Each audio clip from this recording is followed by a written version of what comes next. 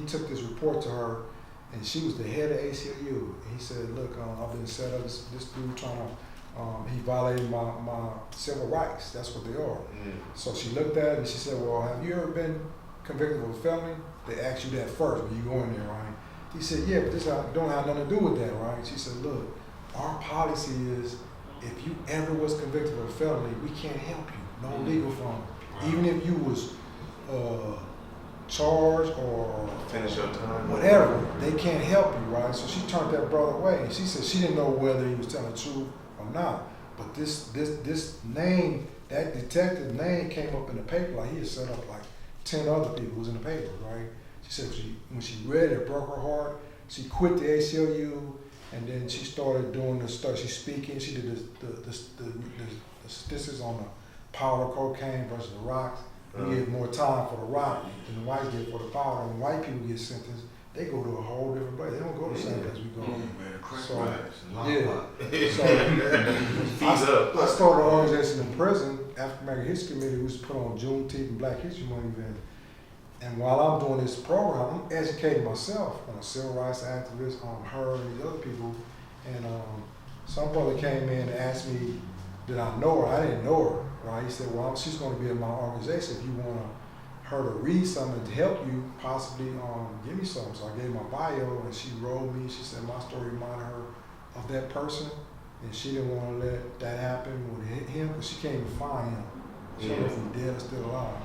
She said she was going to do everything she did to give me home, and she did. So while I was out here, I was at San Francisco State. CIS, California Institute of Integral Studies on Mission Street, came to me and said, look, they're like a hippie school. They said, we heard Michelle Alexander got you out of prison. Would you mind inviting her to our school to do a fundraiser for somebody coming out of prison to give us a scholarship? I said, sure. So they invited both of us. I introduced her. I introduced Michelle Alexander, and then she spoke. And then the school wanted to give me a $10,000 scholarship to go to their school. They said, if you come leave San Francisco State, come to our school, we'll give you this $10,000 plus you can get your bachelor's in 1 year instead of 2 years. So that's why I just graduated last December. It's been on. When I came off the stage, Dr. Mary Ann Jones, Westside Community Service, was there. She came up to me. She said, look, I like the way you speak, your story. She said, I'm tired of people saying that once you go to jail, you're in and out. She said, I know just giving, like you said, a meaningful job is that's all you needed. And she said, I'm willing to hire you as a case manager. She did. It was like, I was working 2 minimum wage jobs because I was thinking like 10 and 10 is what? So I said, if I had two minimum wage jobs, that's $20 an hour. Yeah. But that still wasn't enough to pay rent. Right. Where I was at, East Bay. Right. So when I was stressed out, school and trying to find a meaningful job, she came to me. It was like I wasn't even looking for this job, but I was doing everything right. I wasn't, thinking about going to the sack. It was there, but I knew taking that's a death sentence or life in prison. So when she gave it relieved me of a lot of stress. I was able to concentrate and graduate from school and sign up like the program we went remade to apply for that last year. I didn't get accepted. I applied again because I had more stuff. Each time, everything I did, my 2 minimum wage job here, it just adds to my resume. It was like, okay, I presented again this year, they accepted me. Right. So now I'm going January, and my business, I have 3 of them, but it has to be money. It has to be money, but also social. I just want to make money. I want to be able to hire people like this. Yeah. That's my people. You know what I'm saying? But I know they can't get a job. I can't get a meaningful job. I want to be able to pay where you can go buy a car that you really want. You know what I'm saying? Right. Or a house or whatever. Right. I know, and then I think that's what you have already done with your business.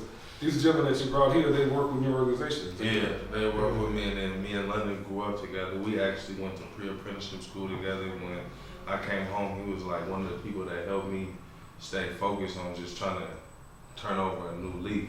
You feel me? Okay. And then I'll be working with Nate and with Charles and respect their story. Like their stories give me energy too. Yeah. We all in the same struggle. That's funny you said that because I was a case manager. So I was a janitor first, working in for community partnership in the TL. And so when you said that, it was funny because I didn't go to school before. Like I didn't ever go to college for that. I had learned based on my drug addiction. I was on crystal meth. For a long time, maybe 9 years. Rock bottom was like 125. Been clean 13 years now. So I kind of knew what it took. I knew what it took to stay off of drugs, but I knew how hard it was to stay off drugs. Where 1 day clean, 1 hour clean, 1 second clean. So when I got hired on there, I was able to use that as a platform to move, you know what I mean, to help people. And like I said, I never went to school for case management, but I did 6 years of case management, like de-escalation, harm reduction, you know what I mean, all that type of stuff. De-escalation practice for like 6 years in depth. And so like it feels good to hear somebody else say like, you know, cause that's my passion, like what I do now, but I love helping people. I love trying to help people get back to where they used to be. Cause like this man, he helped me, so I know when like that's cool, man. I'm glad you got it. And the real case managers, I don't think you have to go to school for that. It's like people, you know, us. Lived experience. Exactly. Well, you know, I think that's a good note for us to end on. I posed to myself, for years now. I mean, that I am going to be mindful. I'm going to be aware and be able to discern everything around me. Everywhere that I step, walk, turn, I'm going to think about the step or the walk or the turn. I'm going to be noticing that I'm not stepping off into no hole or stepping off a sidewalk and tripping and breaking my leg, bringing it on in. So, in doing so, in this mindfulness process, is that I have to ask myself, like, every day, who am I? Who am I today that I was not yesterday? What do I really want in this moment? Because this moment changed because we haven't really got is that moment, not even the next one. So how do we focus in just the moment, and be okay in this space? And then number two, it's like, what do I really want? What do I really, really want for me? Because first it's got to be about me, and that's just a self-centeredness that's not really a bad thing. When you talk about selfishness, that's a whole different connotation. But self-centeredness is mean that I really got to take care of me. And no one else is responsible for that. And I should try to put that responsibility on anyone. That is my full 100%, 360-degree responsibility. And then when I realize that I'm taking care of myself, whatever that is, then all these things begin to be attracting itself and attaching itself to me. Because the universe really has a rhythm. It's kind of like the karma, kind of what goes around, comes around, and what we put out in the world, what we get back. You all know, but we put some stuff out there and it came back. But when we start putting the good stuff out, some good stuff started coming out. That's just a matter of physics, right? So when I just really think about those things, I just think about it all during the day. I'm driving down the street at the stoplight. I'm looking all around, looking at the flowers bloom. I never noticed them bloom before. I didn't know when the season was really changing. It didn't really matter to me. The season was more predicated upon how much money I had in my pocket. That was the season. So bringing it back into the real spiritual aspects of who we are and how we wired to this world. Once we get all that awareness and knowledge, and the Bible talks about wisdom is earned, you gotta go get it. It's not given to you. You can't pray to God to send you wisdom. that stuff don't fall out the sky. I gotta do the work. I gotta do some personal work. And it's a daily struggle. I gotta constantly check in with me. Because I have that crazy thinking like not doing this, I get a ticket and I wanna go off on the officer. Understanding what the environment is in America about black men and the officers that happen to be white. And just understanding about if I don't pay that ticket that I might have a warrant and I've been irresponsible, that's a very scary mindset to be in when we start not paying attention to what we need to do for ourselves. That's going to get us caught up in something that's going to elevate it and collect to be something much more heavier. So now I got it all together. I'm in number one is that, who am I and what do I want? Now I got it. Now how do I serve it back to the world? How do I give it back? I think all of y'all have demonstrated, based on your feedback, that you all are giving it back. You're giving it back to him. You're giving him some stuff, some support. You're giving it back to you and your family. You all giving it back to the world. You know, you don't necessarily have to become a case manager or a counselor or drug or psychologist or anything else. You are right where you are. Right where you are. So as long as you keep giving it back in the positive, then all of a sudden the law of attraction is going to be bringing you some stuff back. And every moment is going to be changing because then you're going to get even more creative. You know, and then ideas are going to flourish. And then you working 2 jobs now, you may just be working 1 job. Because this 1 job now sustains you. You don't have to work as hard because something else is going to pop up. And I want you to believe that because it does happen like that.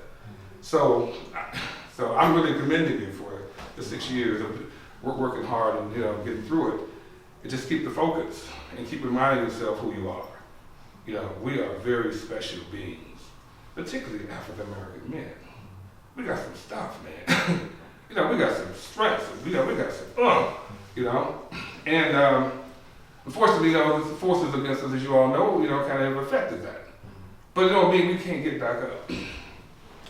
So I would like to have this meeting with you all again sometime. I would really like, I know Marianne had encouraged you all to come, but I like to stay connected. And she held you all the numbers and sign-in sheets, so I will collect that data as well, so I can be in touch with you all again. Because maybe we can have this conversation much more often. I think that would be a great thing. And it's really not about me leading the group. Everybody is leading the group. You know what I mean? That I need to hear your voices because your voices kind of keep me whole, keep me grounded, right? Yeah. So let's try to do this again soon. Is that cool? Yeah. Okay, good. So there's food. I think on the other side. You all eat. There's